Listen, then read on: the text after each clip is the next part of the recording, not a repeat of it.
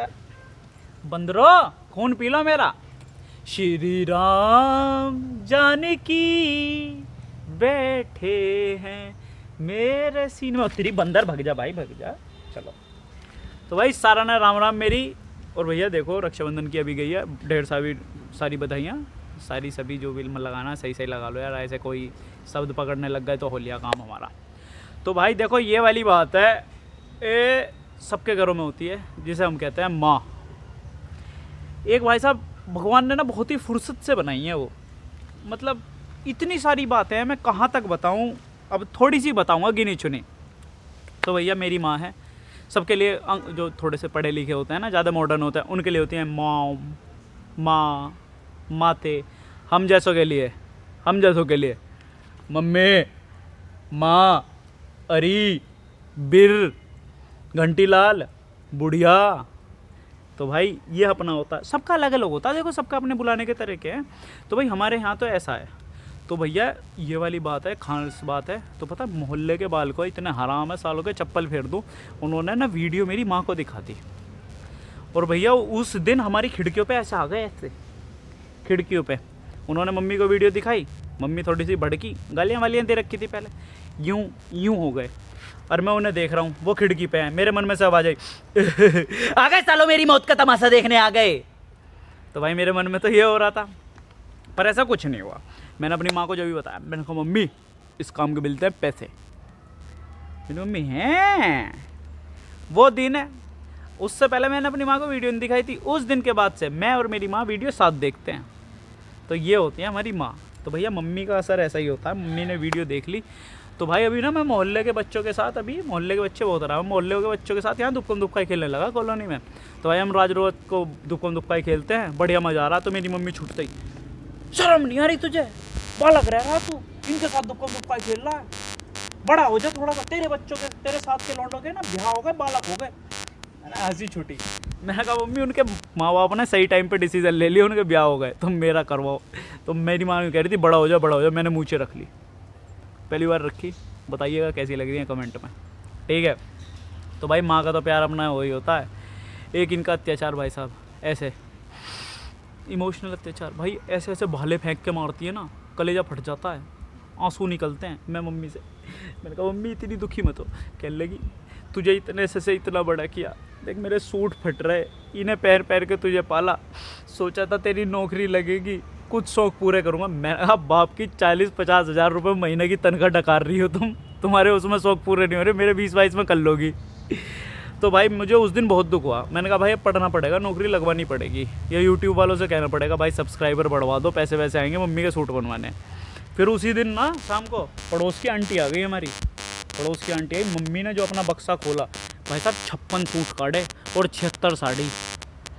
मैंने कहा हैं, जिस माँ को आज तक मैं देवी समझ रहा था वो तो लेडी हिडिम्बा निकली। मैंने कहा मम्मी ये क्या सीन था? कह रही बेटा तू ना समझेगा, तो कमरे के बाहर जा। मैंने कहा इतने सूट है फिर ये फटे हुए क्यों पहनो? कहने लगी बेटा ये तो शोरूम है, महल तो गोदाउन में रखा है।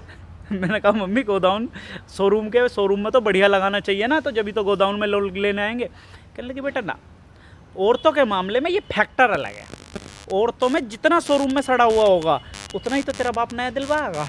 मैंने कहा तो इस तरीके से काट रही हो तुम 26 साल से पापा का? कहने लगी बेटा काट नहीं रही है, वो तो कटवा रहे हैं। मैंने कहा चलो भाई जो भी है ठीक है। तो भैया एक तो ये चलता रहता, और एक हमारी माँ भाई साहब हमेशा पता यूँ कहती है कि पैसे नहीं है, पैसे नहीं है, पैसे नहीं है। मैंने कहा चलो कोई नहीं। मैंने कहा मम्मी लाओ पैसे दे दो, सामान ले आऊँ। मैंने रखे तो थे, मिल नहीं रहे। ये भाई जब मैं इतना ज़्यादा था, जब से पैसे रख के बोलती है हमारी माँ, रखे तो थे मिल नहीं रहे, तू अपने पास से ले आ। मैंने कहा ठीक है अपने पास से ले आता हूँ। आके मम्मी पैसे, काय बात के पैसे? मम्मी सामान लाया मैं। तेरी कौन सा तनख्वाह आ रही है, ये जौन सा तूने खर्च करे ये भी तो हमारे ही हैं। और मम्मी भूल गई हम भी उनकी औलाद हैं। बेटा सब्जी भी उस दुकान पे चलाते हैं जो हमें कमीशन देता है, यही तो हमारी सोर्स ऑफ इनकम होती है। तो भैया और एक और बात, ये हमारी बहन छूटते ही मम्मी यूँ कहती रहती हैं। एक तो मैंने इसकी मतलब ऐसे ही चलता रहे, पैसे ले रखे, तेरी बहन के भी 2000 रुपये उधार हो रहे हैं, उसके भी मैं सारे ही पैसे खर्च कर दूँ, उसके 2000 रुपये देने हैं। मैंने कहा मम्मी मेरी तनख्वाह नहीं आ रही, मुझे सिर्फ इतना बता दो उसकी कौन सी पेंशन बंधी पड़ी है जो सी उसके पैसे तुम पर उधार ही रहे हैं। और भाई साहब एक पड़ोस की औरतें इतना तकड़ा फैक्टर खेलती हैं ना अपने पतियों के साथ, जिसमें मेरी माँ हो गई और वाम हो गई, जो ये लौंडा वीडियो बना रहा है इसकी मम्मी हमेशा, मोंटी की मम्मी के ना 1000 रुपये उधार हो रहे हैं वो देने हैं, लाओ दे दो। अरे हाँ मोंटी की मम्मी, अरे वो इसके भानु की मम्मी के ना 2000 रुपये उधार हो रहे हैं, दे दो। तो एक दिन हमारे दोनों पिताजी, मतलब मेरे पिताजी और उनके पिताजी साथ में मिल गए, तो वो कहने लगे अरे वो तुम्हारे 1000 रुपये देने थे ना, लो। भाई मेरे पापा, अरे 2000 तो तुम्हारे भी देने थे। उस दिन इन औरतों का राज पता चल गया, उधार किसी का नहीं होता, पर भाई साहब पति के कोर्चे में से यूं खींच लेती हैं, यूं यूं यूं यूं। एक दिन मेरी माँ, मैंने कहा मम्मी पैसे दो पैसे दो, मम्मी कह रही मेरे पे नहीं है, जो अपने बाप से मांग ले। बाप से तो हम मानते ही भाई, हम जाटों में ना हम डायरेक्ट बात नहीं करते, हमारे में तो सोर्स ऑफ कन्वेंट होती है हमारी माँ, जो मैसेज पास करती है, ठीक है। मैंने कहा पैसे दे रही हो नहीं दे रही, मम्मी ने गुस्से में निकाले पर्स में से, मेरे मुंह पे फेंक के मारे।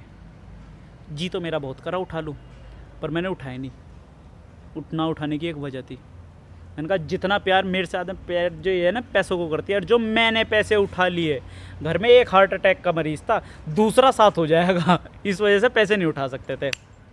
तो भाई पैसे तो उठाना तो पाप है, पैसे वैसे नहीं उठाए। तो भैया माँ थी हमारी, माँ बहुत है। एक ये ना जो बहनें होती हैं ये बहुत ही बेइज्जती मारती हैं हमारी। तो मेरी मम्मी, जा कुत्ते को रोटी दिया, मेरी बहन ले रोटी खा ले। मम्मी कुत्ता बता रही है मुझे, तो जब मना करी थी घर वाले को नहीं देनी, बाहर वाले को देनी है। मैंने कहा थोड़ी सी तो इज्जत रखो, एक औलाद है तुम्हारी, इसका ख्याल रख लो। अरे मम्मी बहुत ही मारे हैं। तो भाई एक मैं ना अभी पीछे से दिल्ली चला गया था हॉस्टल में, दिल्ली हॉस्टल में पढ़ने। तो भाई मैं 62 किलो का गया था, हर हफ्ते आता था। मेरी माँ, ले बेटा घी ले जा, कमज़ोर हो रहा, घी ले जा। भाई साहब हॉस्टल में से 74 किलो का होकर आया, और आते ही यूँ कह रही कमज़ोर हो रही। मैंने कहा तुम्हारे इस लाड़ प्यार के चक्कर में ना मैं आज के टाइम में अपने फीते खुद नहीं बांध सकता, पेट अड़ता, आज भी अड़ता है ये माँ का लाड़ प्यार होता है भाई, माँ ऐसी चीज़ होती है, माँ से बढ़िया कोई नहीं।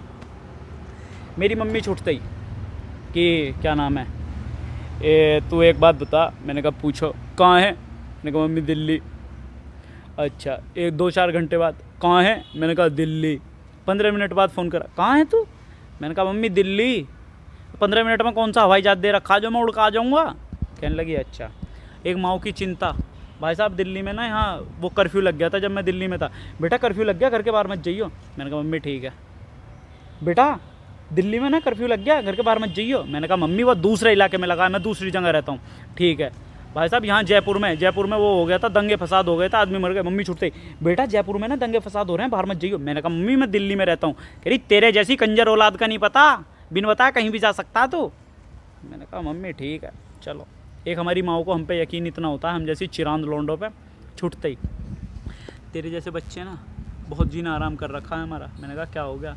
तेरी जैसी औलाद होती है जो अपनी माँ को रोटियाँ नहीं देती, बुढ़ापे में सहारा नहीं बनती, हम तुम्हारे लिए पाई जोड़ रही हैं, फटे कपड़े पहन के जोड़ रहे हैं, और तुम जैसी औलाद है कुछ नहीं देती।